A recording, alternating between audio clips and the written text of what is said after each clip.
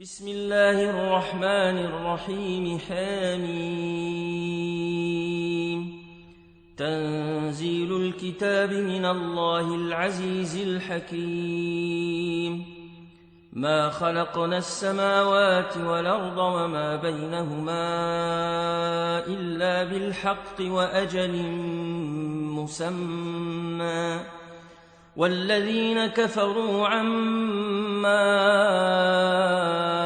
أنذروا معرضون قل رأيتم ما تدعون من دون الله أروني ماذا خلقوا من الأرض أم لهم شرك في السماوات ائتوني بكتاب من قبل هذا أو أثارة من علم إن كنتم صادقين ومن ضل ممن يدعو من دون الله من لا يستجيب له إلى يوم القيامة وهم عن دعائهم غافلون وإذا حشر الناس كانوا لهم أعداء وكانوا بعبادتهم كافرين وإذا تتلى عليهم آياتنا بينات قال الذين كفروا للحق لما جاءهم هذا سحر مبين أم يقولون افتراه قل إن افتريته فلا تملكون لي من الله شيئا هو أعلم بما تفيضون فيه كفى به شهيدا بيني وبينكم وهو الغفور الرحيم قل ما كنت بدعا من الرسل وما أدري ما يفعل بي ولا بكم إن أتبع إلا ما يوحى إلي وما أنا إلا نذير مبين قل رأيتم إن كان من عند الله وكفرتم به وشهد شاهد من بني إسرائيل على مثله فآمن واستكبرتم إن الله لا يهدي القوم الظالمين وقال الذين كفروا للذين آمنوا لو كان خيرا ما سبقونا إليه وإذ لم يهتدوا به فسيقولون هذا إفك قديم ومن قبله كتاب موسى إماما ورحمة وهذا كتاب مصدق لسانا عربيا لتنذر الذين ظلموا وبشرى للمحسنين إن الذين قالوا ربنا الله ثم استقاموا فلا خوف عليهم ولا هم يحزنون أولئك أصحاب الجنة خالدين فيها جزاء بما كانوا يعملون ووصينا الإنسان بوالديه حسنا حملته أمه كرها ووضعته كرها وحمله وفصاله 30 شهرا حتى إذا بلغ أشده وبلغ 40 سنة قال رب أوزعني أن أشكر نعمتك التي أنعمت علي وعلى والدي قال رب أوزعني أن أشكر نعمتك التي أنعمت علي وعلى والدي وأن أعمل صالحا ترضاه وأصلح لي في ذريتي إني تبت إليك وإني من المسلمين أولئك الذين يتقبل عنهم أحسن ما عملوا ويتجاوز عن سيئاتهم في أصحاب الجنة وعد الصدق الذي كانوا يوعدون والذي قال لوالديه أف لكما أتعدانني أن أخرج وقد خلت القرون من قبلي وهما يستغيثان الله ويلك آمن إن وعد الله حق فيقول ما هذا إلا أساطير الأولين أولئك الذين حق عليهم القول في قد خلت من قبلهم من الجن والإنس إنهم كانوا خاسرين ولكل درجات مما عملوا ولنوفيهم أعمالهم وهم لا يظلمون ويوم يعرض الذين كفروا على النار أذهبتم طيباتكم في حياتكم الدنيا واستمتعتم بها فاليوم تجزون عذاب الهون بما كنتم تستكبرون في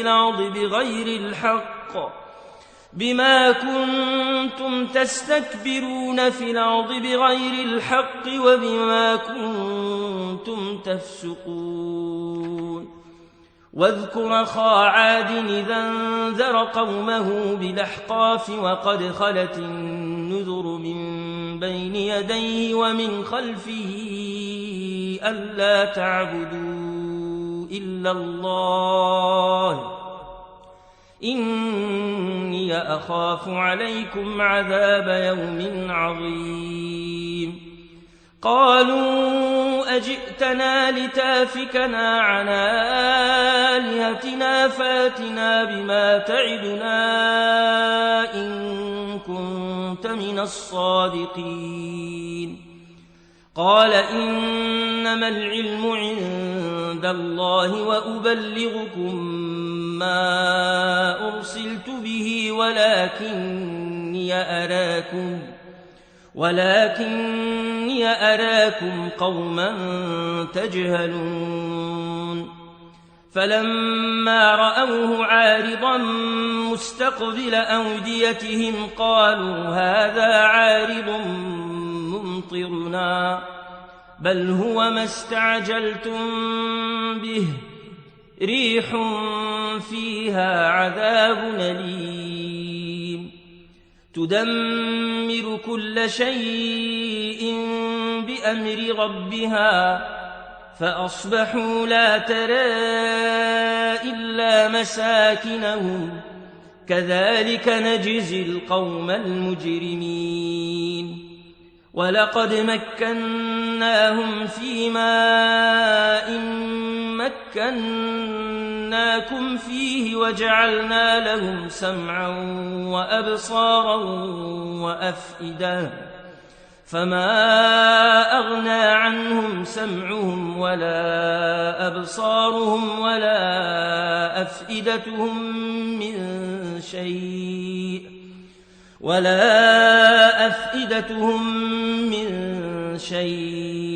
إذ كانوا يجحدون بآيات الله وحاق بهم ما كانوا به يستهزئون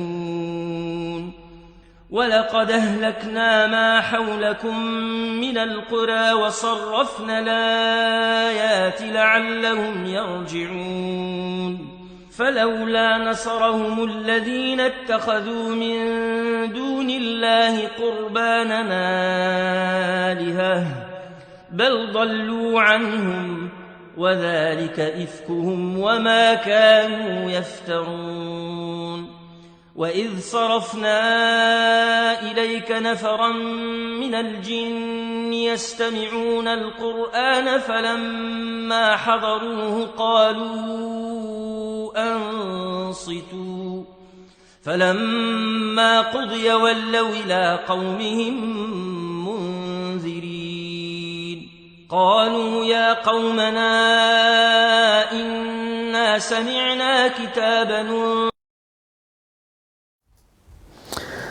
الحمد لله والصلاة والسلام على رسول الله وعلى آله وصحبه ومن والاه رب اشرح لي صدري ويسر لي أمري واحلل عقدة من لساني يفقه قولي اللهم لا سهل إلا ما جعلته سهلا وأنت تجعل الحزن إن شئت سهلا. Mes chers frères et sœurs, assalamu alaikum wa rahmatullahi wa barakatuh. Je suis très honoré de me retrouver avec vous en cette soirée de ce vendredi en espérant que le Seigneur subhanahu wa ta'ala nous accorde sa grâce et sa clémence et surtout qu'il nous assiste dans la réussite de ce que nous entreprenons au quotidien. Comme d'habitude, je vais commencer par un petit rappel qui sera suivi par ma question du jour et je terminerai sur une série de questions auxquelles je répondrai, Inch'Allah ta'ala. Pour ce qui est du rappel, je voudrais aujourd'hui m'arrêter auprès d'une attitude.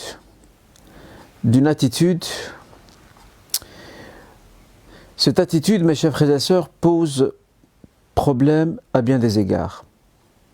Certains doivent se demander, mais quelle est donc cette attitude qui pose problème à bien des égards? Nous devons partir, pour comprendre cette attitude, nous devons partir d'un point de départ. Le point de départ est le suivant. Chaque croyant, chaque croyante que nous sommes est appelé et invité à invoquer son Seigneur subhanahu wa ta'ala afin qu'il lui accorde la réussite dans cette vie avant l'autre. Afin qu'il lui accorde d'emprunter le droit chemin. Ce n'est pas un hasard si tous les jours, dans toutes nos prières, nous récitons toujours le même verset qui se situe au cœur d'une sourate importante du Saint-Coran qui est la sourate Al-Fatiha. Ihdina as-sirat al-mustaqim. Lorsque je demande à Dieu, Ihdina as-sirat al-mustaqim, ô Seigneur, guide-moi vers le droit chemin, cela signifie aussi que je n'ai aucune garantie. Pourquoi? Parce que les cœurs des serviteurs sont entre deux doigts, des doigts du Seigneur, comme nous l'a appris le messager sallallahu alayhi wa sallam. À partir de là, nous allons comprendre que nous ne sommes pas dans une posture où nous pouvons garantir à nous-mêmes déjà, avant de le faire à autrui, de garantir à nous-mêmes notre propre succès et réussite s'il ne provient pas du Seigneur subhanahu wa ta'ala. Maintenant, quelle est donc cette attitude? Dès lors que nous avons compris que nous n'avons rien entre nos mains, nous n'avons absolument rien entre nos mains. C'est pour cette raison que le prophète sallallahu alayhi wa sallam ne cesse de rappeler que les affaires ou que les œuvres ne valent qu'en fonction de leur conclusion. Innamal a'mal bil khawatim. Les œuvres ne valent qu'en fonction de leur conclusion, dans le sens où une personne peut agir durant toute sa vie sur la voie de la piété, de la droiture, de la dignité, de la bonne moralité et dévier dans ses derniers instants. Que Dieu nous en préserve. Et le contraire aussi. Une personne peut être errante, insouciante, loin de son Seigneur, négligente.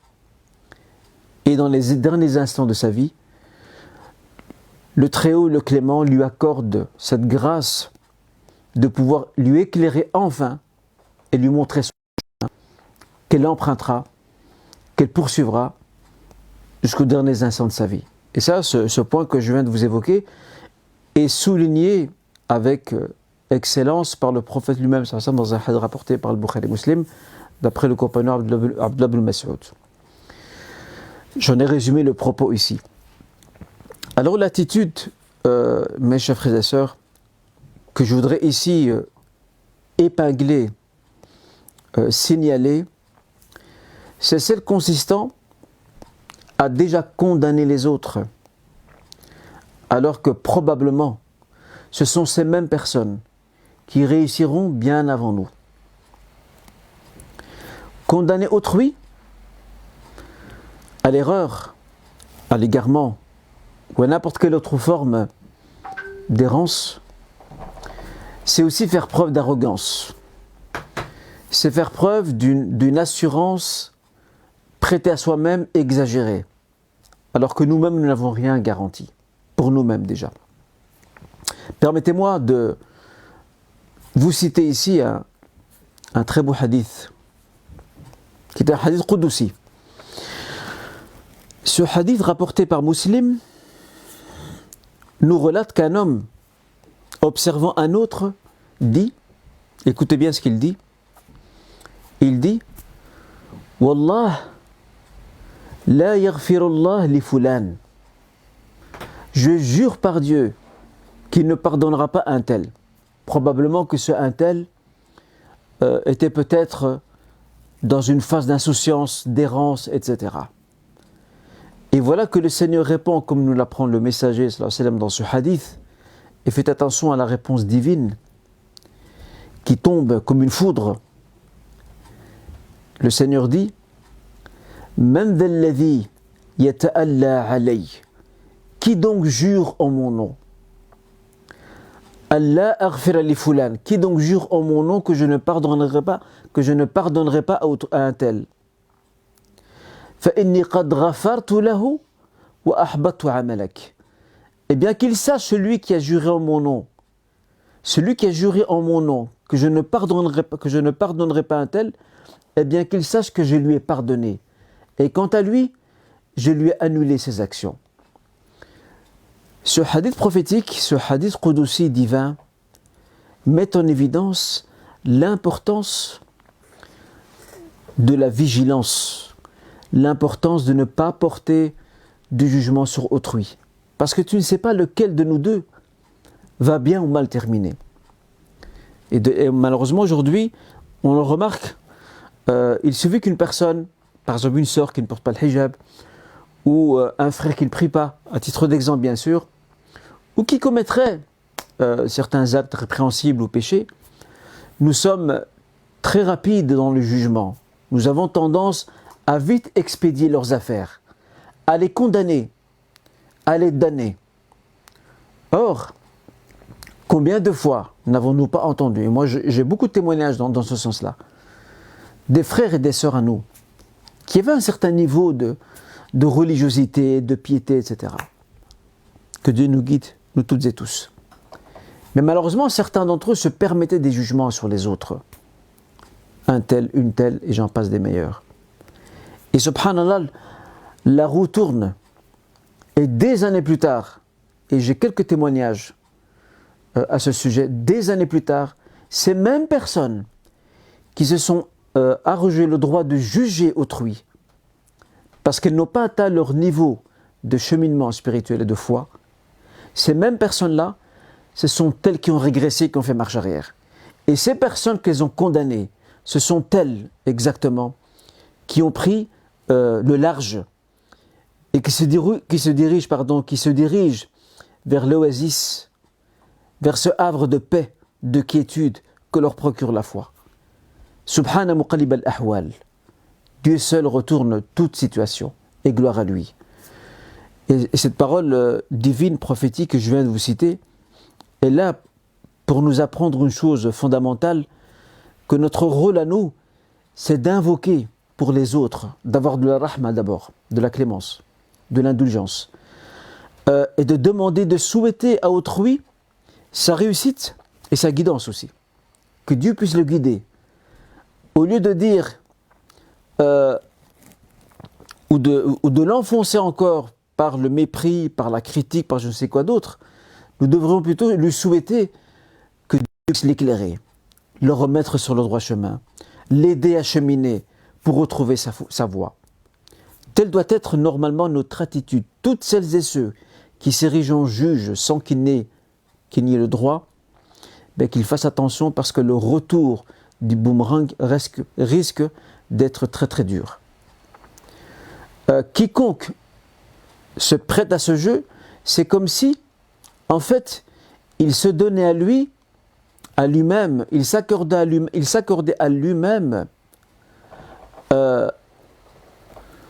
tous les galons de l'honorabilité, de la dignité.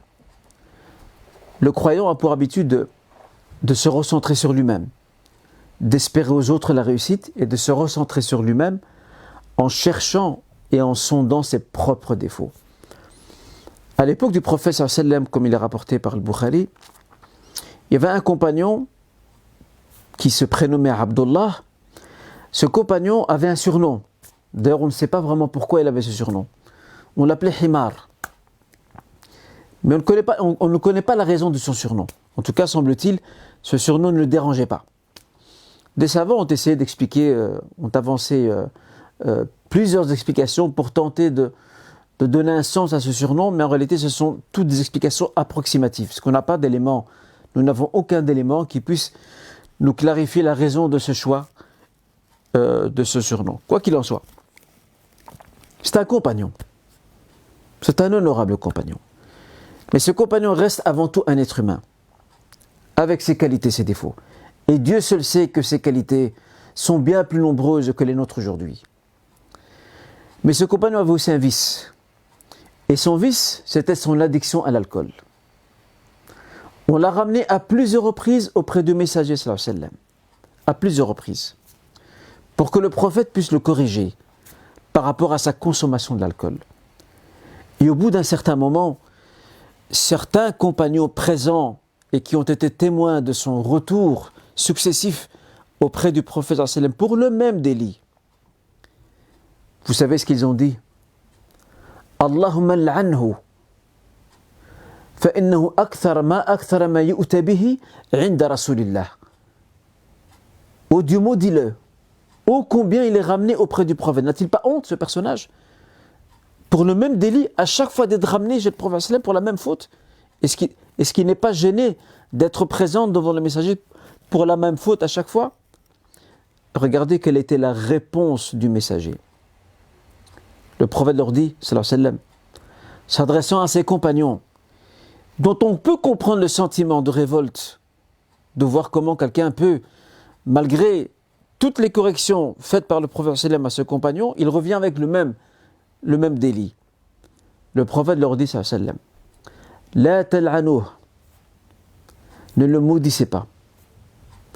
فما علمت إلا أنه يحب الله ورسوله. Car je n'ai su de lui que le fait que cet homme aime Dieu et son messager. Mais ses penchants ont pris le dessus. Le prophète, lorsqu'il tient ce propos, et dans une autre version, il nous a rapporté qu'il a dit, sallallahu alayhi wa sallam, la tu'inu shaytan alayh. N'aidez pas Satan contre lui. Ne faites pas en sorte qu'à cause de vos paroles, à cause de vos malédictions, à cause de vos invocations contre lui, il va perdre espoir, il va s'auto-condamner et il va croire qu'il n'y a plus de retour possible vers Dieu et il va s'enfoncer davantage dans cette turpitude dans laquelle il était. Regardez quelle belle leçon de rahma le prophète sallallahu alayhi wa sallam nous a livré. Regardez comment il essaye de garder la perche toujours tendue malgré ce retour successif de ce compagnon pour ce même péché, ce même délit. Il y a une grande leçon. Le prophète nous la donne ici, sallallahu alayhi wa sallam. C'est celle de l'humilité. C'est celle de se rappeler que je n'ai pas le droit. Je peux réprouver un acte, certes. Je peux le réprouver et j'en ai le devoir. Mais en même temps, je n'ai pas le droit de juger autrui, de le condamner à la damnation. Parce que ce n'est pas mon rôle. Parce que probablement cette personne un jour sera meilleure que moi. Un autre fait divers qui s'est produit à l'époque du prophète sallam, rapporté par Muslim également. Dans ce fait divers, vous avez un compagnon qui s'appelle Uthman ibn Mad'un. Ce compagnon est décédé. Et avant qu'il ne décède, il y avait une période où il était malade et ses proches s'occupaient de lui. Et parmi les gens proches, même proches de la famille, il y avait une femme qui s'appelait al-Ala. Donc elle venait le soigner avec sa famille, donc la famille de ce compagnon. Puis il est décédé. Au moment où le prophète sallam entre dans la pièce auprès de ses proches et trouve cette femme al-Ala présente, qui a soigné, je le rappelle, ce compagnon pendant un certain temps, le prophète sallam entre dans la pièce où se trouvait le corps de ce compagnon pour lui faire ses derniers adieux. En tout cas, ici-bas, bien entendu. C'est là que cette femme dit Rahimakallah ya Uthman. Que Dieu te couvre de la clémence, ô Uthman. Shahadati lak, le témoignage que je décerne pour toi, Anna Allah qad akramak. C'est que Dieu t'a honoré. Et le prophète de se tourner vers elle, sallallahu alayhi wa sallam, et de lui dire wa ma yudriki anna Allah qad akramahu. Qui t'a dit que Dieu l'a honoré? Une manière de dire, as-tu une connaissance du monde de l'invisible qui te fait dire que cet homme a déjà été honoré et comblé?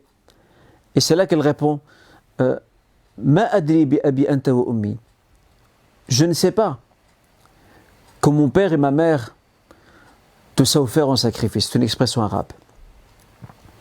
Et c'est là que le messager sallallahu alayhi wa sallam dit, regardez la réponse du prophète sallallahu alayhi wa sallam. Il dit amma huwa faqad ja'ahu al-haqq al-yaqin. Quant à lui, la vérité certaine lui est parvenue, qui est la mort. Wa ma adri wa ana rasoul ma yuf'alu bih. Et je ne sais pas, alors que je suis messager, donc je reçois la révélation, je ne sais pas ce qui va être fait de lui. Quel sera son sort final? Et là, il parle d'un compagnon, de quelqu'un qui l'a fréquenté. Cette femme a eu beaucoup de regrets d'avoir tenu ce genre de propos. Et elle s'est engagée de ne plus jamais prêter ce genre de témoignage. Parce qu'il n'y a que Dieu qui connaît l'invisible. Et cette nuit même, dans son sommeil, elle fit un songe où elle vit que Dieu attribua à ce compagnon Uthman ibn Mad'un, il lui a attribué une rivière ruisselante. Lorsqu'elle s'est réveillée, elle partit voir le messager sallallahu alayhi wa sallam et elle lui fait part de ce rêve qu'elle a eu. Et le messager l'a interprété sallallahu alayhi wa sallam en disant Dhalika amaluh. Cette image que tu as vue dans ton rêve, cette image que tu as vue dans ton rêve, selon laquelle Dieu lui a attribué une rivière ruisselante, en fait, cette image ou cette rivière n'est que son œuvre. Une façon pour le messager de dire à cette femme que ce compagnon, il est sur la bonne voie. Parce que si Dieu lui donne cette rivière ruisselante, alors qu'on sait que dans l'au-delà, il y en a de ces rivières ruisselantes. Si Dieu, dans ce rêve, a fait montrer à cette femme compagnon, al-Ala, que Dieu lui a attribué cette rivière, eh bien c'est une façon de dire pour le prophète sallam, parce qu'il l'a interprété comme étant son œuvre, amaluh. C'est une façon de dire que ce compagnon a probablement déjà réussi. La conclusion, Inch'Allah, que je voudrais apporter à ce petit rappel, c'est que nous avons vraiment besoin aujourd'hui de faire preuve de beaucoup de prudence, de scrupules moraux et religieux. Nous avons besoin d'humilité. Wallahi, nous avons besoin de beaucoup d'humilité. Ce n'est pas parce que tu as franchi un cap assez avancé dans ta foi que tu dois te permettre de sous-estimer, de dénigrer, de déconsidérer ceux qui n'ont pas atteint ton niveau de connaissance, ton niveau de piété, ton niveau de cheminement spirituel. Au contraire, souhaite-leur qu'ils puissent arriver à ton stade et ne cessons d'invoquer en faveur de nos frères et sœurs qui n'ont pas encore trouvé ou pas encore assez cette lumière qui va guider leur cœur vers la voie de la réussite. Et recentre-nous sur nous-mêmes afin de corriger nos propres défauts, nos propres erreurs, avant de braquer nos caméras et nos loupes sur les défauts des autres et les condamner, alors que probablement ce sont eux qui réussiront et pas nous. C'est ici que s'arrête, Inch'Allah, ce petit rappel qui, je l'espère, a été bénéfique pour moi avant tout et pour vous tous et tous, chers frères et sœurs. Maintenant, Inch'Allah, je voudrais passer à ma question du jour. Pour ma question du jour, j'ai décidé aujourd'hui de donner suite à une demande. Et quelque part, c'est la question du jour. La demande à laquelle je voudrais donner suite aujourd'hui, Inch'Allah, consiste à vous proposer une petite liste bibliographique d'ouvrages intéressants. Dans les différents messages et mails que j'ai reçus, plusieurs questions allant dans ce sens me sont parvenues. Pourriez-vous nous donner quelques références bibliographiques d'ouvrages intéressants? Ici, j'en ai réuni 10 en tout, 10 ouvrages. Je ne vous cache pas, il y en a beaucoup. Moi, je suis un passionné de lecture. Alhamdoulilah, je lis depuis l'âge de 15 ans que je lis. Alhamdoulilah. Je lis un peu dans tous les domaines. Un jour ne peut pas se passer sans que je ne lise. J'ai un programme. Tous les jours, je dois lire. Et initialement, j'avais normalement un séminaire de prévu demain samedi, qui a été annulé suite aux mesures sanitaires qui ont été prises il y a maintenant bientôt un mois. J'avais un séminaire normalement que je devais donner à la mosquée El-Mouahidine qui s'intitulait l'art de la lecture. L'objectif de ce séminaire, c'est d'outiller les participants quant à la manière de tirer profit de leur lecture, comment apprendre à lire correctement d'une part, comment s'enrichir par sa lecture et surtout comment tirer profit par des prises de notes, par des soulignements, surlignements, etc. Bref, comment faire en sorte que cette lecture m'ouvre au champ de la connaissance et m'ouvre une fenêtre sur le monde, afin que je comprenne les autres, quels qu'ils soient. Inch'Allah, ce séminaire certainement se fera plus tard. Avant de vous citer la liste, j'aurai quand même un point qui me paraît crucial de vous citer. Je souhaiterais vous le citer parce que j'ai remarqué que lorsque nous traitons avec les ouvrages, nous avons tendance à chercher la perfection là où il n'existe pas. Je connais des frères qui ont délaissé certains ouvrages parce qu'ils y ont trouvé quelques erreurs, que l'auteur soit musulman ou non. Et j'ai envie de leur dire, mes chers frères, et je m'adresse aussi à nos sœurs, le seul livre parfait, sans faute, c'est le Coran. En dehors du Saint-Coran, toute œuvre peut se prêter à l'erreur. Le plus important, c'est de se demander comment puis-je tirer profit et bénéfice d'un ouvrage, et je mets de côté éventuellement des opinions ou des idées ou des analyses que je ne partagerai pas tout en respectant l'auteur. C'est cette éthique-là qui nous manque aujourd'hui. Aujourd'hui, nous sommes dans un système manichéen, où c'est noir ou c'est blanc. Je me rappelle un jour, quelqu'un m'avait interpellé, c'était un libraire. Il me disait, j'ai reçu, dit-il, une critique d'un client qui avait acheté le livre de Gustave Le Bon, l'historien, sociologue français très connu. Gustave Le Bon qui avait écrit un ouvrage plus qu'intéressant qui s'intitule « La civilisation des Arabes ». Et dans cet ouvrage, Gustave Le Bon, à un moment donné, dans un passage, il tient des propos envers le prophète Mohammed qui n'étaient pas appropriés. Et donc ce client, qu'est-ce qu'il a fait? Il a ramené le livre chez le libraire en lui disant désolé, moi ce livre-là je ne peux pas le lire parce que voilà, l'auteur, voilà ce qu'il dit à tel passage. C'était, je pense, je pense qu'il y avait un ou deux passages dans mes souvenirs. Alors le libraire m'en a parlé. Il m'a dit voilà, qu'est-ce que tu en penses? Est-ce que je dois retirer le livre de la librairie? Je dis pourquoi tu veux retirer le livre de la librairie? Il dit voilà, parce que il y a un client qui m'a signalé qu'il y avait une erreur. Mais qu'est-ce que ce cher frère lecteur, à quoi s'attend-il? Est-ce qu'il s'attend à avoir un Coran sous ses yeux? Est-ce qu'il s'attend à ce qu'un auteur non musulman puisse tenir des propos juste et sensés sur toute la ligne, alors que l'ouvrage il est fabuleux?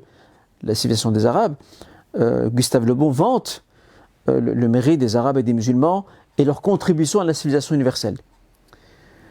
Donc il faut pouvoir dépasser ces écueils. Et je rappelle, le seul livre parfait, c'est le Coran, rien d'autre. Donc essayons de nous ouvrir un peu. Et c'est là le sens critique dans la lecture, c'est que quand tu tombes sur un passage dont tu ne partages pas nécessairement l'analyse, ou parce qu'il contredit tes principes, bah, tu peux critiquer le passage, il n'y a pas de problème. Mais ça ne veut pas dire que ce passage-là jette tout le discrédit sur l'ouvrage. Non. Il se peut qu'il y a beaucoup d'idées intéressantes citées par l'auteur, qu'il soit musulman ou non. Et après, tu peux toujours demander conseil à des gens plus avisés dans le domaine de la lecture qui puissent quelque peu donc t'aiguiller dans tes choix. Voilà, c'était une petite parenthèse que je voulais, Inch'Allah, faire et j'espère dans le futur que nous puissions avoir ce séminaire et certainement vous en serez informés. Alors, j'ai commencé par le premier livre parce que c'est un livre que j'ai lu très récemment.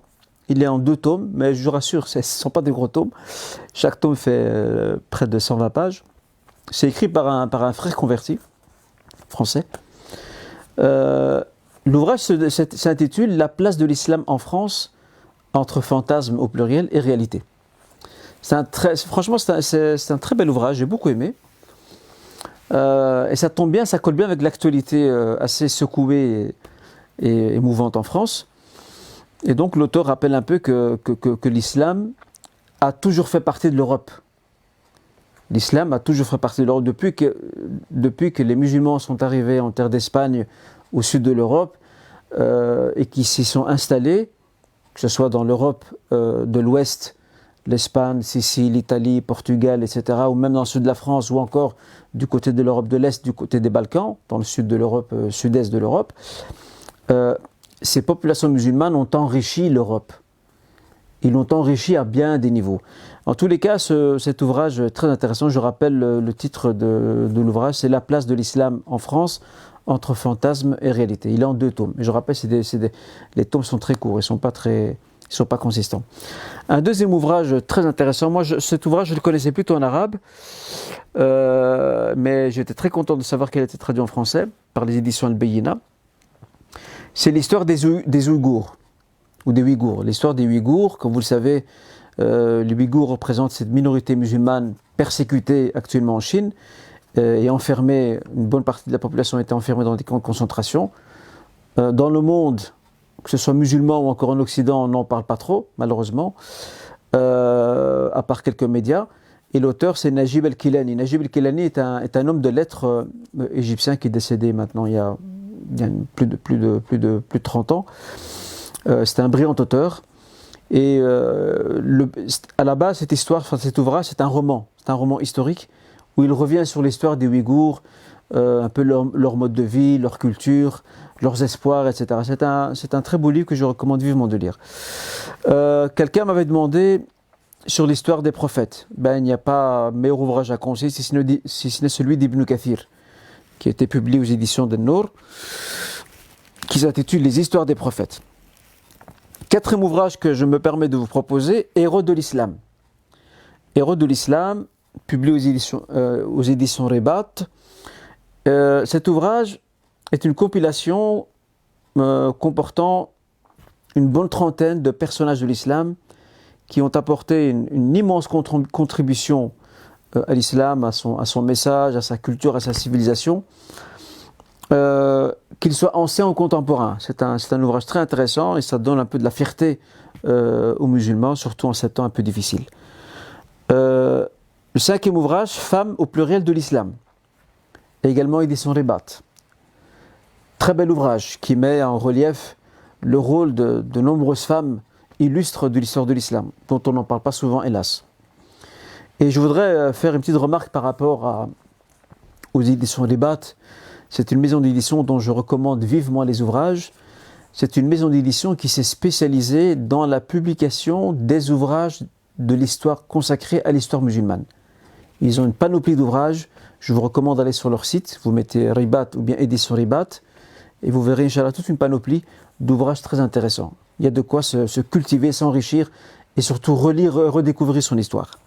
Une histoire que malheureusement nous ne connaissons pas suffisamment bien. Un autre ouvrage intéressant, celui-là ça touche plutôt à la foi, ou plutôt au credo, à la aqida, 200 questions-réponses dans la croyance islamique. ouvrage publié par les éditions Al-Hadith. Pourquoi j'ai mis cet ouvrage-là? Parce qu'il est intéressant, il couvre la plupart des chapitres de la croyance musulmane sous forme de questions-réponses. Il est très pratique, il est d'ailleurs très recommandé. Moi, quand j'étais étudiant, je l'ai étudié à 2 reprises en arabe avec un cheikh. C'est un très bel ouvrage. Et il a été traduit, alhamdoulilah. Pour celles et ceux qui s'intéressent à la sira, à la biographie du prophète, sallallahu alayhi wa sallam, et aux enseignements que nous pouvons en tirer, nous avons ici un autre livre, Fiqh as-Sira de Mohammed al-Ghazali, aux éditions Maison d'An-Nour. Très très bel ouvrage aussi. Cheikh Mohammed al-Ghazali, à ne pas confondre avec l'imam al-Ghazali l'ancien. Cheikh Mohammed al-Ghazali, c'est le contemporain, c'est le savant et prédicateur égyptien azharite, rahimahullah. Dans cet ouvrage, avec une très belle plume, non seulement il relate les faits liés à la biographie prophétique, mais il en tire aussi des leçons très intéressantes. Un très beau roman autobiographique de Mohammed Assad, de son vrai nom donc Léon Weiss, qui était un journaliste autrichien de confession juive qui s'est converti à l'islam et qui s'est fait appeler Mohammed Assad. Il a écrit un très beau livre intitulé Le chemin de la Mecque.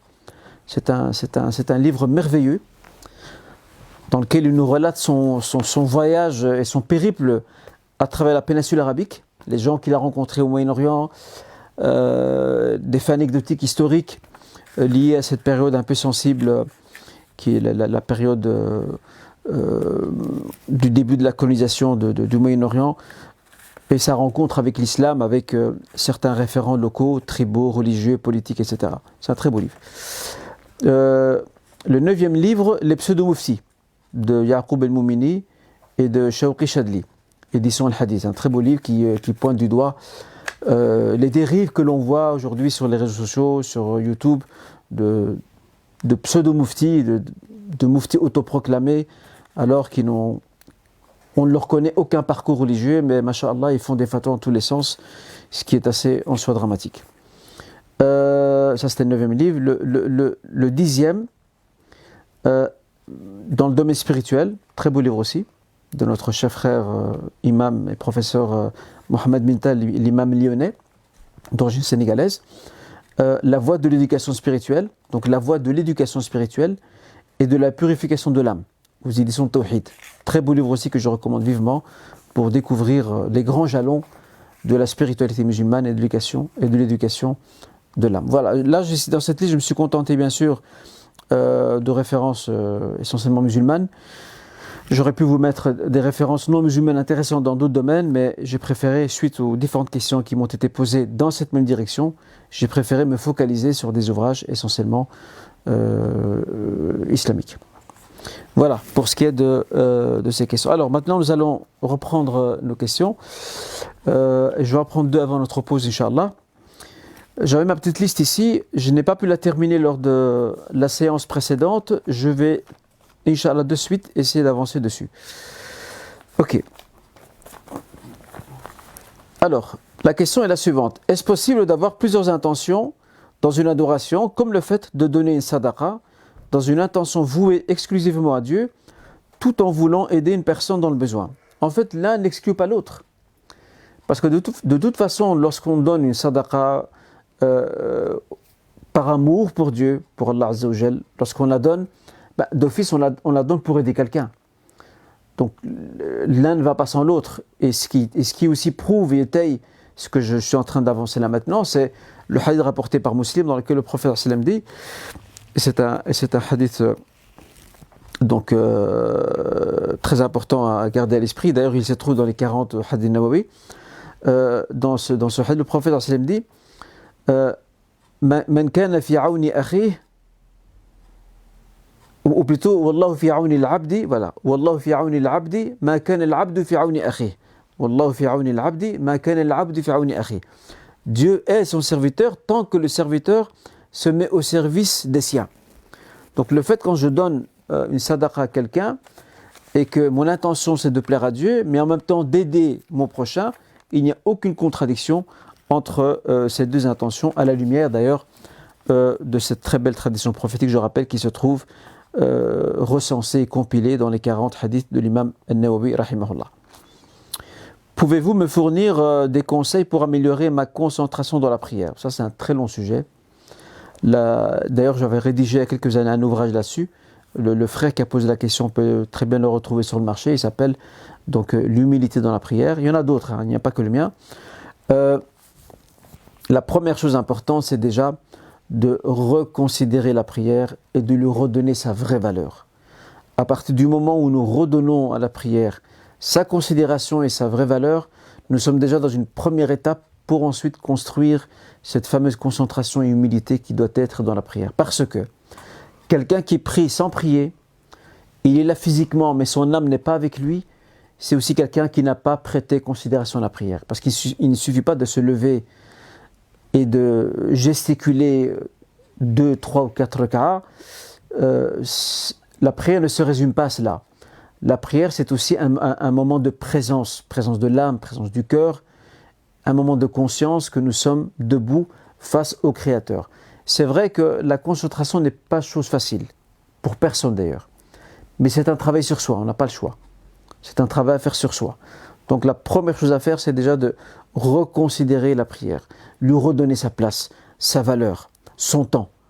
Au même titre que nous sommes très perfectionnistes sur beaucoup d'affaires de notre bas monde, essayons d'être aussi très perfectionnistes sur le sujet de notre prière, parce que c'est notre sauf-conduit, comme nous l'apprend le prophète sallallahu alayhi wa sallam, c'est notre sauf-conduit dans notre vie. Il y a beaucoup d'autres conseils, malheureusement le temps ne me permet pas de m'étaler dessus. Je préfère renvoyer notre cher frère qui a posé la question soit vers mon livre ou un autre qui parle du même sujet, et là Inch'Allah il pourra y trouver des éléments de réponse plus qu'intéressants à sa question. Mais l'essentiel, le point de départ, on ne peut pas travailler notre concentration, notre humilité dans la prière si nous ne travaillons pas absolument la reconsidération, l'estime et la valeur que nous devons prêter à la prière. Faisons en sorte, travaillons en sorte, et espérons que Dieu nous accorde cette grâce, faisons en sorte que la prière devienne la prunelle de nos yeux, comme elle l'était pour le messager. Lorsque le prophète sallallahu alayhi wa sallam disait « وَجُعِلَتِ الصَّلَاةُ قُرَّةَ عَيْنِي » La prière est pour moi, dit-il, elle fut pour moi, elle a été instituée pour moi comme la prunelle de mes yeux. À quel point elle était importante. Et Omar ibn al-Khattab aussi, lorsqu'il était assassiné, que Dieu l'agrée et soit satisfait de lui, et qu'il a perdu connaissance, qu'on l'a transporté chez lui, on a tenté de le réveiller, on l'a appelé par son prénom, il ne répond pas, on l'a appelé par son titre de chef d'État, Amir al-Mu'minin, commandeur des croyants, on ne répond pas. Et c'est là qu'un des compagnons a eu l'idée de lui glisser à l'oreille la prière, en lui disant « As-salah, as-salah ». Et là, il a ouvert ses yeux, directement. Il a ouvert ses yeux en disant « Avez-vous célébré la prière de l'aube » Parce qu'il s'est fait assassiner au moment où il dirigeait la prière de l'aube. Ils ont dit « Nous avons prié ». Mais vu que lui n'a pas terminé sa prière, parce qu'il était poignardé dans le mihrab, il a demandé à ce qu'on lui ramène un récipient d'eau pour qu'il puisse faire ses ablutions et prier en étant donc sur son lit. Chose que les compagnons n'ont pas voulu lui donner accès. Pourquoi? Parce qu'il était faible, blessé, il était trempé dans son sang. Regardez, subhanallah, ce compagnon, à quoi il pense et comment ils ont réussi à le faire réveiller juste par le rappel de la prière. Et ça prouve que la prière occupait son cœur. Et c'est vers ça qu'on doit aller. Et le jour où la prière occupera vraiment notre cœur, et qu'elle sera la chose la plus chère à nos yeux, plus chère que nos familles, plus chère que nos biens, plus chère que tout ce qui nous entoure, parce que c'est le moment d'intimité avec Rabbul Alamin, à ce moment-là, nous pouvons être certains que nous allons gagner deux choses, Inch'Allah. La première chose, nous allons gagner davantage de concentration et d'humilité et de sérénité. Et deuxième chose, cette prière deviendra un instrument de réforme de nos propres personnes. Nous verrons que nous allons évoluer dans tous les domaines, Inch'Allah ta'ala. Comment je termine là-dessus, Inch'Allah? On marque un temps de pause? On va peut-être marquer un temps de pause, Inch'Allah. Encore une dernière question de mon ancienne liste avant de démarrer la nouvelle. Barakallahu fikoum, et d'ici une petite dizaine de minutes, on se retrouve, Inch'Allah. Salam alaikum wa rahmatullah. بسم الله الرحمن الرحيم سبح لله ما في السماوات والأرض وهو العزيز الحكيم له ملك السماوات والأرض يحيي ويميت وهو على كل شيء قدير هو الأول والآخر والظاهر والباطن وهو بكل شيء عليم هو الذي خلق السماوات والأرض في 6 أيام ثم استوى على العرش يعلم ما يلج في الأرض وما يخرج منها وما ينزل من السماء وما يعرج فيها وهو معكم أينما كنتم والله بما تعملون بصير له ملك السماوات والأرض وإلى الله ترجع الأمور يولج الليل في النهار ويولج النهار في الليل وهو عليم بذات الصدور آمنوا بالله ورسوله وأنفقوا مما جعلكم مستخلفين فيه فالذين آمنوا منكم وأنفقوا لهم أجر كبير وما لكم لا تؤمنون بالله والرسول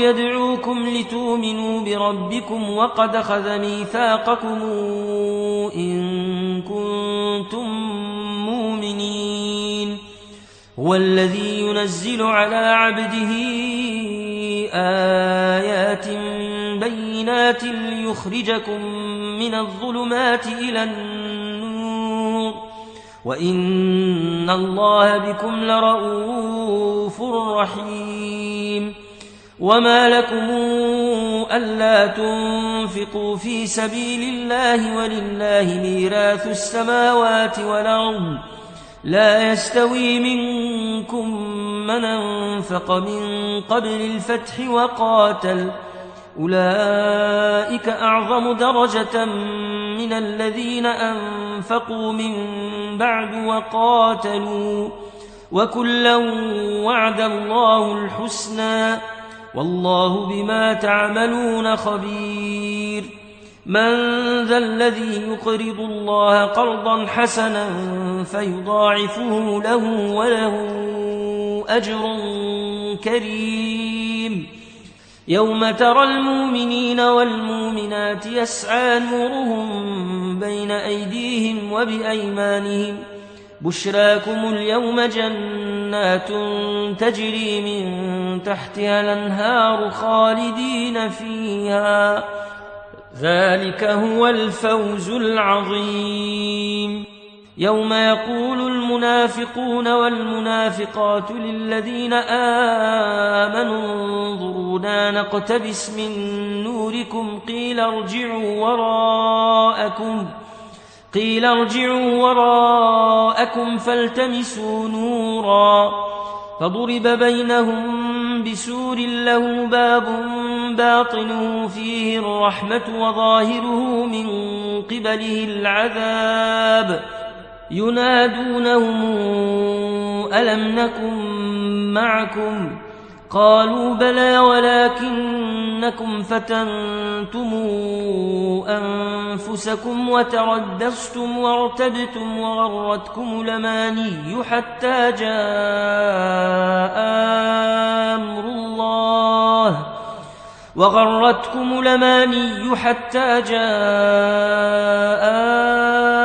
الله وغركم بالله الغرور فاليوم لا يؤخذ منكم فدية ولا من الذين كفروا مأواكم النار هي مولاكم وبئس المصير ألم يان للذين آمنوا أن تخشع قلوبهم لذكر الله وما نزل من الحق ولا يكونوا كالذين أوتوا الكتاب من قبل فطال عليهم الأمد فقست قلوبهم وكثير منهم فاسقون اعلموا أن الله يحيي الأرض بعد موتها قد بينا لكم الآيات لعلكم تعقلون إن المصدقين والمصدقات وأقرضوا الله قرضا حسنا يضاعف لهم ولهم أجر كريم. والذين آمنوا بالله ورسله أولئك هم الصديقون والشهداء عند ربهم لهم أجرهم ونورهم.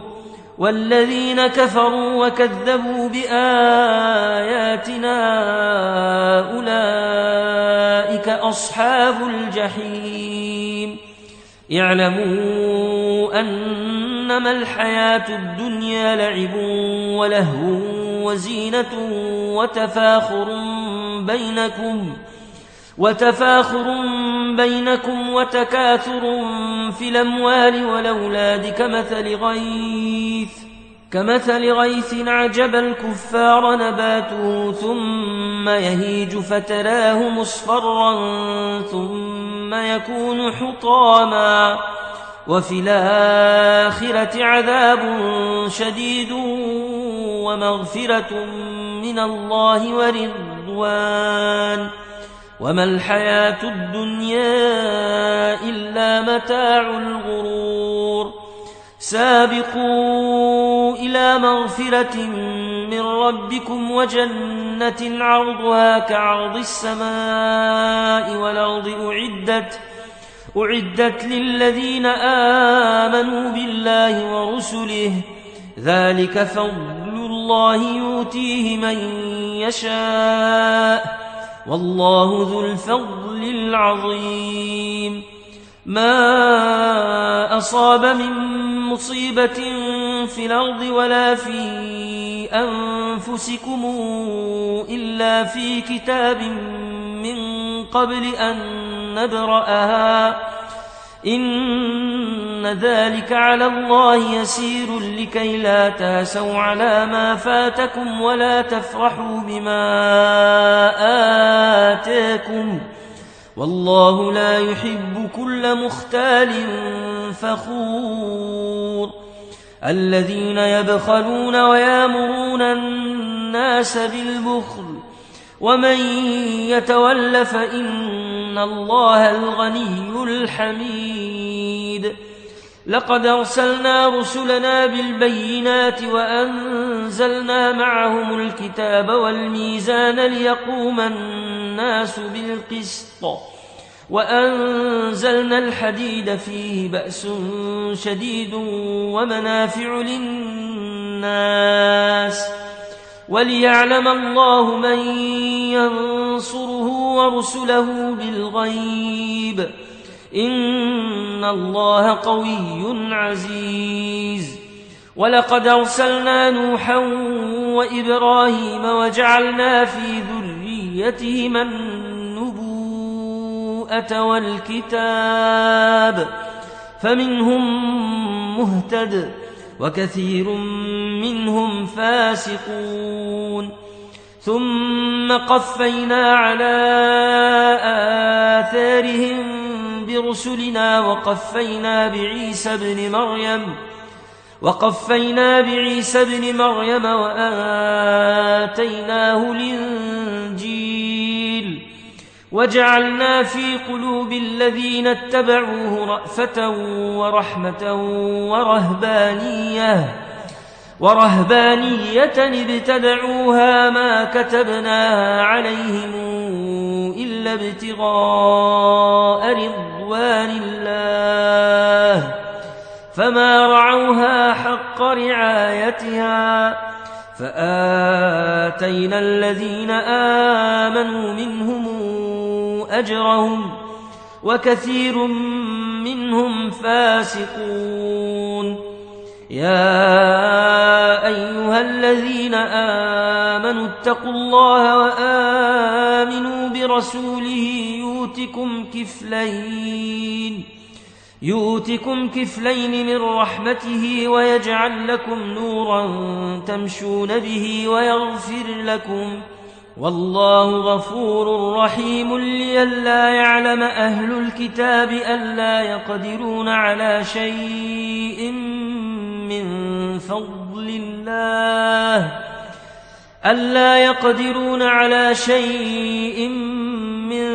فضل الله وأن الفضل بيد الله يؤتيه من يشاء والله ذو الفضل العظيم.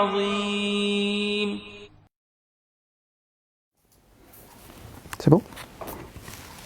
Voilà, bismillah ar-Rahman ar-Rahim, alhamdulillah, wa salatu wa salam ala rasulillah wa ala alihi wa sahbihi wa man walah.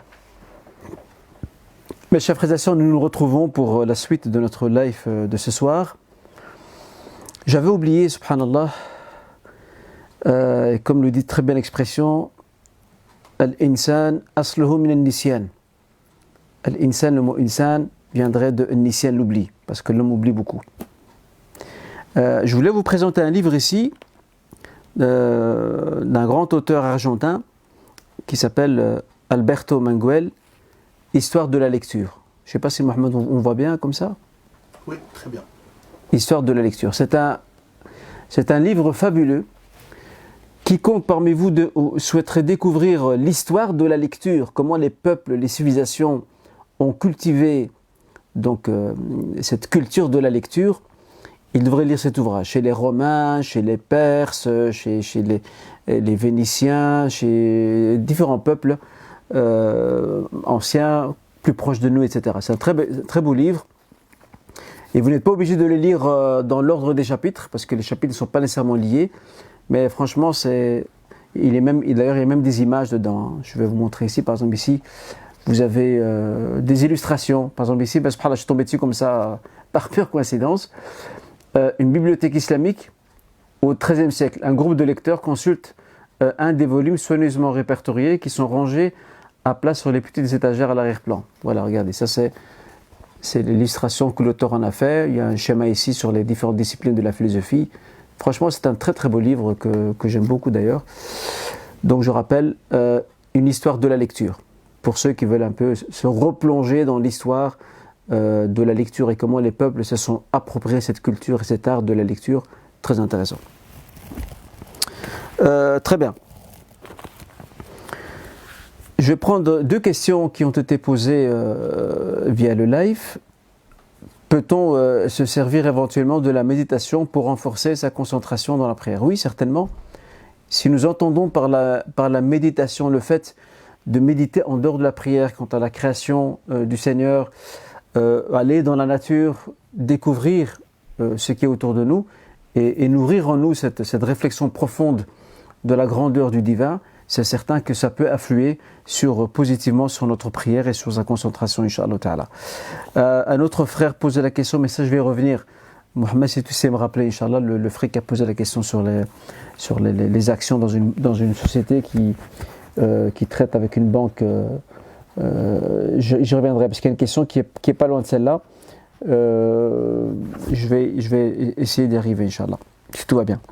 Et si on n'arrive pas, je la laisserai pour le prochain live, mais elle sera certainement traitée, Inch'Allah Ta'ala. Dernière question de mon ancienne liste.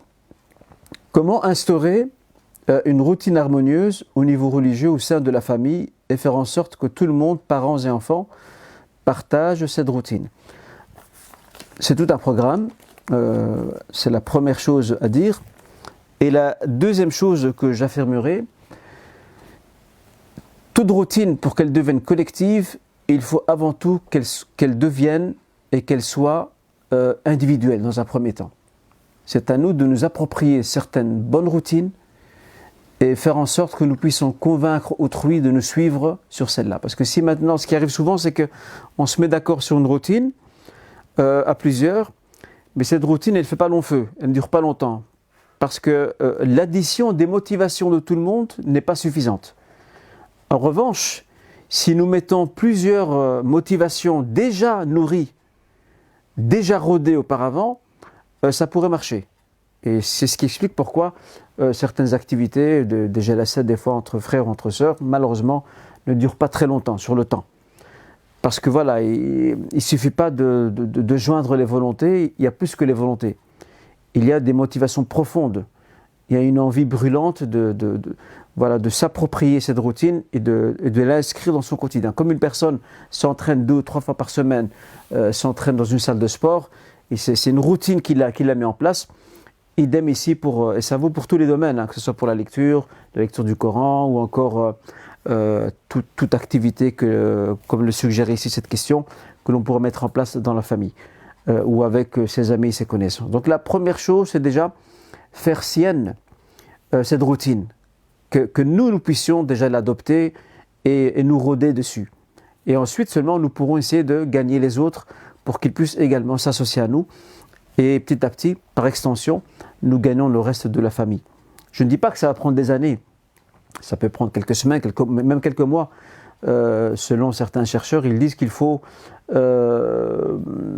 certains disent 1 mois, d'autres disent 40 jours, d'autres 20 jours.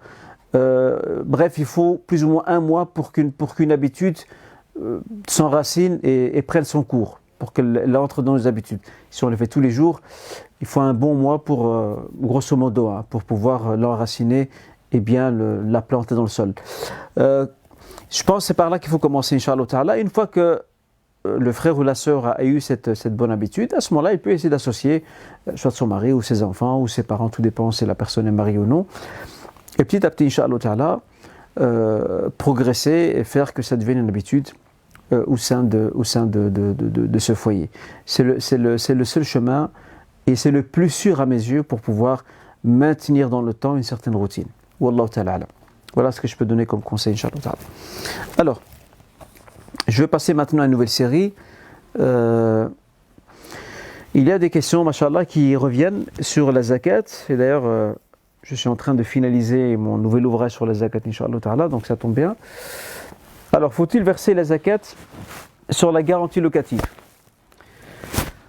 La zakat sur la garantie locative n'est pas due dans l'immédiat. Pourquoi ? Parce que ce montant, cette garantie locative, nous n'en jouissons pas pleinement. Parce que l'une des conditions de la zakat, c'est de jouir pleinement du bien que nous avons. Autrement dit, en être tout à fait propriétaire. Ce qui n'est pas le cas ici pour quelqu'un qui a une garantie locative, qui est bloqué dans un compte bancaire et auquel on n'a pas accès.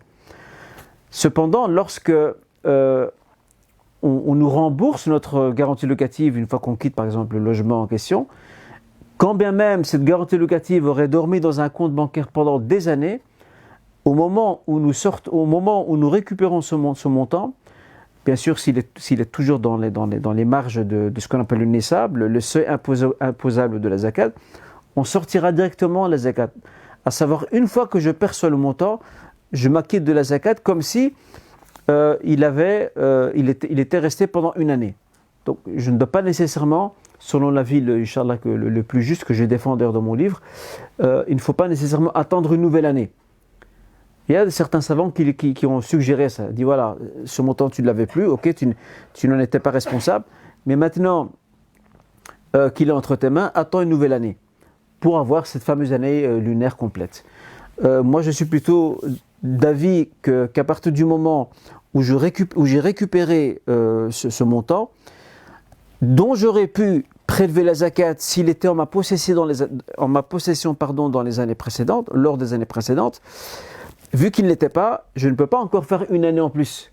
Parce que là, je vais priver les nécessiteux, ceux qui sont dans le besoin, les catégories bénéficiaires, qui ont déjà été privés pendant des années quand ma garantie était bloquée sur un compte. Bien sûr, je rappelle toujours à condition que le montant ait atteint le nisab. Donc voilà, il faudra juste à ce moment-là, s'il était dans le niveau du nisab, s'acquitter de la zakat une fois qu'on l'obtient entre nos mains, Inch'Allah. Autre question, doit-on déduire le montant de l'argent que l'on a prêté à une personne pour le calcul de la zakat ? Je pense que le frère voulait dire, doit-on compter, et pas déduire, doit-on compter le montant de l'argent que l'on a prêté à une personne pour le calcul de la zakat ? Pour faire simple, quand je prête de l'argent à quelqu'un, et moi j'ai des biens de côté, donc une année lunaire s'écoule, j'ai prêté de l'argent à quelqu'un, alors la question qui se pose, ce que j'ai prêté, dois-je le compter dans la zakat ? Alors, que ce que j'ai prêté ait atteint le nisab ou non, c'est pas important, parce que le plus important c'est par rapport à ce que j'ai. Donc imaginons que, je prends un exemple, j'ai 5 000 euros, une année lunaire s'est écoulée, je suis par exemple dans le Nessab, j'ai encore un montant chez quelqu'un, dois-je oui ou non l'additionner, le compter dans mon calcul? Donc ça veut dire qu'imaginons que j'ai prêté 2000 € à une personne il y a plusieurs mois ou il y a un an, et voilà que je suis arrivé à terme de l'année lunaire pour prélever ma zakat sur mes, et ça c'est qu'un exemple, hein, sur mes 5000 €, dois-je additionner ce prêt de 2000 € à ce que j'ai déjà? Ça me fera 7000 € et je sors dessus donc ma zakat. Ici en fait, pour faire très simple, tout dépend de la situation de ce prêt. Autrement dit, tout dépend de la situation de l'emprunteur. Je m'explique. Si l'emprunteur est en mesure de me remettre ce montant à n'importe quel moment, à savoir il a de la liquidité. À n'importe quel moment, je peux lui dire un tel, est-ce que tu peux me remettre ce que je t'ai prêté? Dans ce cas, cela signifie que ce montant est présent, que ce prêt que j'ai concédé est présent. Donc je le calculerai dans ma zakat. En revanche, si ce montant que j'ai prêté n'est plus disponible parce qu'il l'a investi, donc il n'a pas cet argent liquide, il l'a investi. Donc si demain je lui demande, je lui dis écoute, est-ce que tu peux me remettre ce que je t'ai prêté parce que j'en ai besoin par exemple, et qu'il me dit écoute, pour le moment je n'ai pas cet argent, bien à ce moment-là, je ne devrais pas calculer ou additionner ce montant prêté aux biens que moi j'ai maintenant sur lesquels je vais prélever ma zakat. Voilà, c'est pour faire très très simple. Il y a d'autres petits détails, mais ça, Inch'Allah, je vous renvoie à la future publication de mon ouvrage, Inch'Allah. Mais retenez ça, ce schéma très simple, il est amplement suffisant, Inch'Allah. J'ai une dette envers un non-musulman qui est décédé. Je ne retrouve pas sa famille pour la restituer.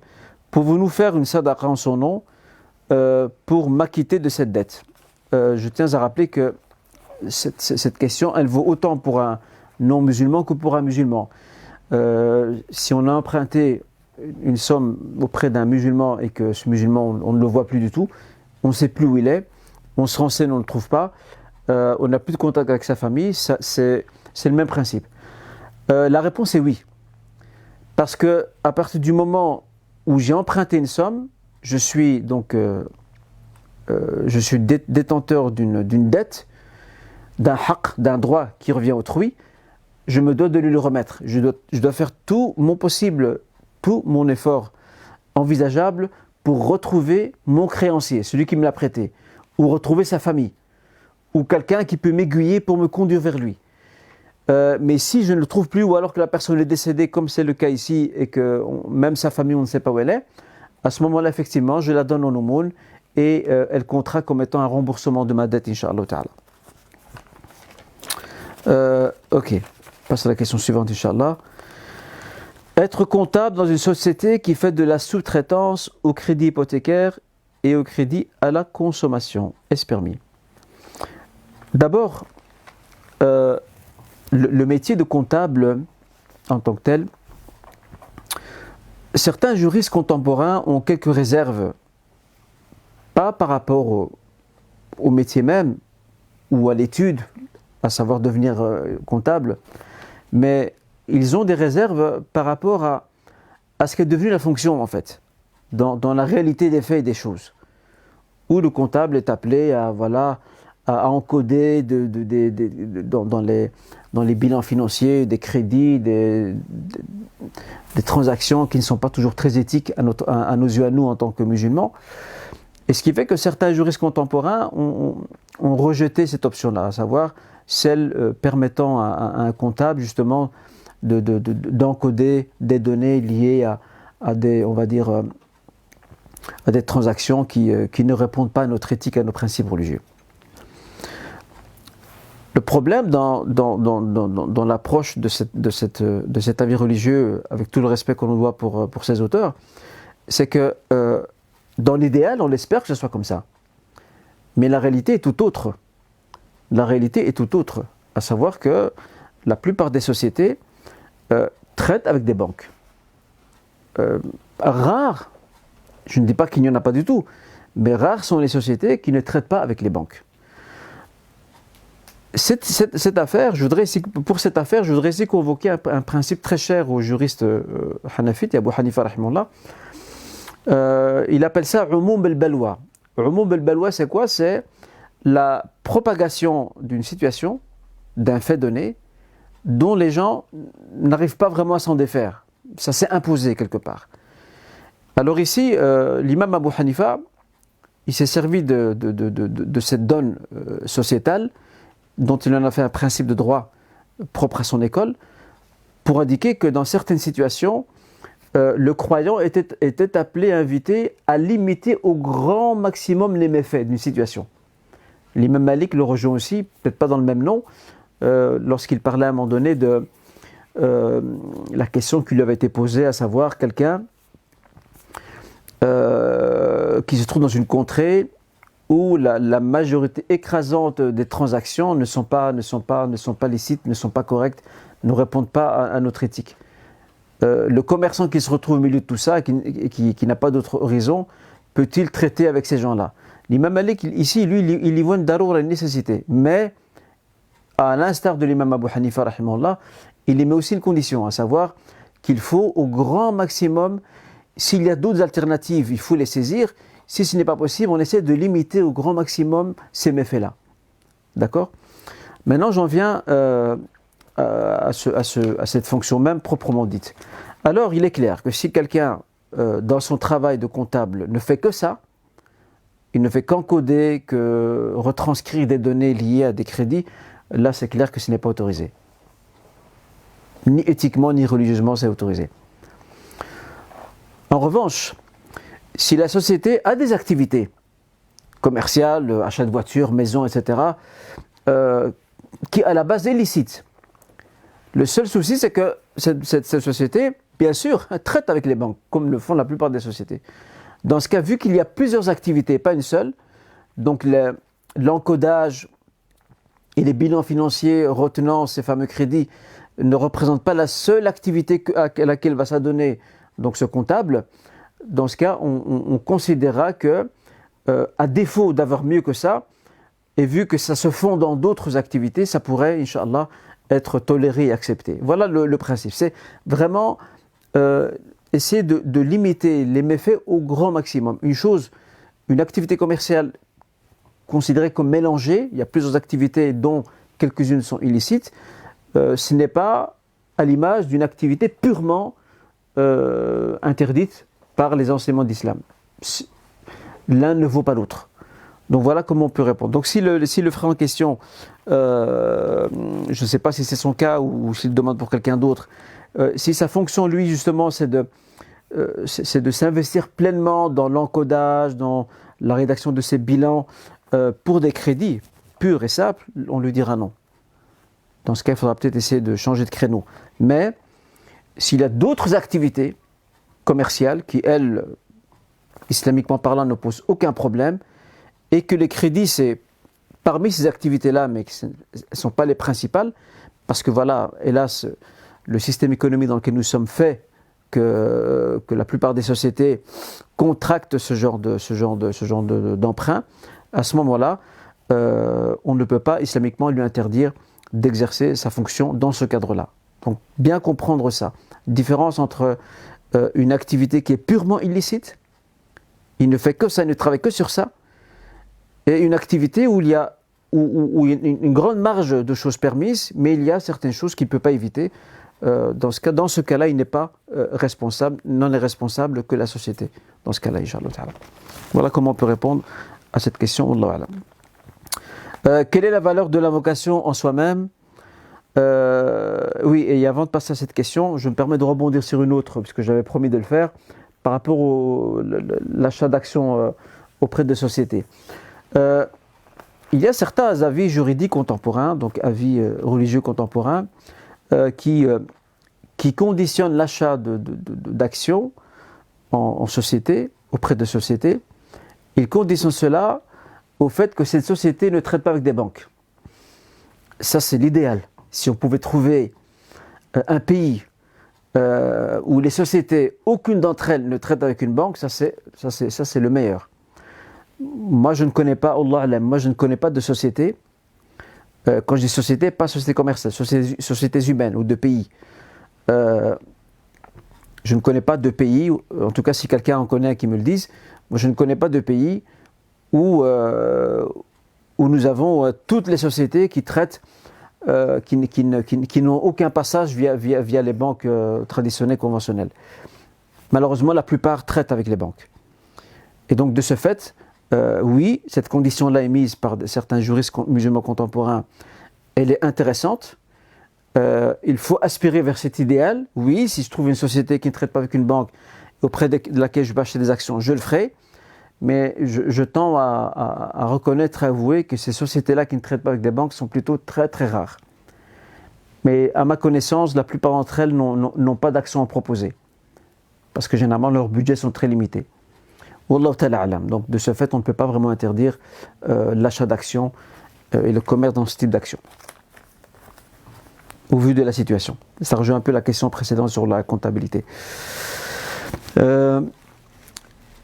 Quelle est la valeur de l'invocation en soi-même sans la prononcer par la parole? Il faut se rappeler à l'évidence que toute invocation comporte un appel du cœur et une présence du cœur, et une prononciation aussi de la langue. Les deux doivent se conjuguer. On ne peut pas comprendre du verset suivant que l'on retrouve dans la sourate Al-A'raf, dans lequel le Seigneur dit وَاذْكُرْ رَبَّكَ فِي نَفْسِكَ تَضَرُّعًا وَخِيفَةً وَدُونَ الْجَهْرِ مِنَ الْقَوْلِ بِالْغُدُوِّ وَالْآصَالِ وَلَا تَكُنْ مِنَ الْغَافِلِينَ. Évoque ton Seigneur dans ton intimité, en toute crainte et humilité, d'accord, donc وَاذْكُرْ رَبَّكَ فِي نَفْسِكَ تَضَرُّعًا وَخِيفَةً وَدُونَ الْجَهْرِ مِنَ الْقَوْلِ, sans élever ta voix, بِالْغُدُوِّ وَالْآصَالِ, le matin et le soir, وَلَا تَكُنْ مِنَ الْغَافِلِينَ, et ne sois pas du nombre des insouciants. Lorsque le Seigneur dit وَاذْكُرْ رَبَّكَ فِي نَفْسِكَ, évoque ton Seigneur dans ton intimité, cela ne signifie pas invoquer son Seigneur dans son fort intérieur. Parce que l'invocation et l'évocation, le dhikr, suggère la participation de la langue, même à voix basse. Et j'en veux pour preuve aussi cet autre verset que l'on retrouve dans la sourate Al-Isra, la sourate le voyage nocturne. Je rappelle, le verset précédent se trouvait dans la sourate Al-A'raf, les murailles. Dans la sourate Al-Isra, le Seigneur dit وَلَا تَجْهَرْ بِصَلَاتِكَ وَلَا تُخَافِتْ بِهَا وَابْتَغِ بَيْنَ ذَلِكَ سَبِيلًا. وَلَا تَجْهَرْ بِصَلَاتِكَ, n'ose pas ta voix pendant la prière ou pendant tes invocations. وَلَا تُخَافِتْ بِهَا, ne la rabaisse pas non plus. وَابْتَغِ بَيْنَ ذَلِكَ سَبِيلًا, opte entre les deux pour une juste mesure. Tout ça revient à dire que l'invocation, la meilleure invocation, c'est celle dite ou faite à travers la participation du cœur et de la langue. Et j'en veux aussi pour preuve ce hadith Qudusi, dans lequel le Seigneur subhanahu wa ta'ala dit, rapporté par le prophète sallam, Ana ma'a abdi idha dhakarani wa taharrakat bi shafatah. Je suis avec mon serviteur qui m'évoque et dont ses lèvres bougent à mon évocation. Et ça, il ne fait aucun doute que c'est la meilleure forme de dhikr. Et quant à ce qu'il y a dans le cœur, c'est plus une méditation qu'autre chose. Peut-on vendre des vêtements ou toiles, en parenthèse peinture, avec le nom d'Allah? Déjà, je pense qu'il y a une question qu'il faut se poser avant. La vraie question, c'est de se demander, le nom de Dieu doit-il se retrouver sur une toile ou encore sur un vêtement? Sur un vêtement, c'est encore plus problématique qu'une toile. Parce qu'un vêtement, la personne, elle va se déplacer avec, elle va peut-être rentrer dans les sanitaires, elle va peut-être faire des choses avec qui ne sont pas très éthiques et qui ne collent pas avec la grandeur de ce nom qu'elle porte sur son vêtement. Une chose est certaine, c'est qu'il est fortement déconseillé de transcrire ou de dessiner ou de peindre ou de graver le nom d'Allah, parce que le nom de Dieu n'est pas fait pour ça. Le nom de Dieu est fait pour le glorifier, il est fait pour le magnifier, il est fait pour l'exalter et il est fait pour l'invoquer. Il n'est pas fait pour être décoratif ou un symbole décoratif sur un mur ou sur un vêtement ou sur une toile. Donc voilà, donc dans ce cas, la question ne se pose même pas par rapport à la vente. Il faut déjà voir l'idée de départ, elle n'est pas en soi éthique et correcte. Nous arrivons, Inch'Allah, à la fin de nos questions. Ça, c'est une sœur qui pose cette question. Doit-on prier avec des chaussettes? C'est une question que les sœurs posent très souvent. Il y a débat entre les juristes musulmans. Il y a deux grands avis. Il y a un avis majoritaire qui exige que la femme, pendant sa prière, couvre ses pieds. Et il y a un deuxième avis qui est celui de l'école hanafite, opté et adopté par Ibn Taymiyyah également, qui n'y voit pas d'obligation. Quant à ceux qui exigent de couvrir obligatoirement ses pieds pendant la prière, il se réfère à un hadith qui se trouve dans Abu Daoud, dans les Sunan d'Abu Daoud, le hadith d'Umm Salama. Umm Salama a interrogé le prophète sallam concernant des vêtements amples, étaient-ils suffisants pour pouvoir accomplir la prière? Et le prophète de répondre que si ce vêtement couvre tout son corps, à savoir descend et couvre même ses pieds, c'était le vêtement adéquat, idéal pour pouvoir effectuer la prière. C'est ça la parole prophétique, en tout cas à ce sujet-là. Le souci, c'est que ce hadith a fait grand débat entre les savants du hadith pour savoir, ce hadith, est-ce la parole du prophète sallam ou est-ce l'avis d'Umm Salama? Donc certains savants ne sont pas d'avis que cette parole remonterait jusqu'au prophète sallam et qu'elle ne serait juste que l'opinion d'Umm Salama. C'est elle qui aurait suggéré que la femme couvre ses pieds pendant sa prière. En résumé, on dira qu'il n'y a pas d'obligation de couvrir ses pieds pendant la prière, mais il est quand même préférable de le faire pour sortir de cette divergence. Mais si une femme musulmane, une de nos sœurs, prie en ayant par exemple les pieds découverts, sa prière reste valide et il n'y a à ce sujet aucun souci, ni aucun grief que nous pourrions lui faire en l'occurrence. L'allaitement pour son enfant est-il conseillé ou obligatoire si on a du lait?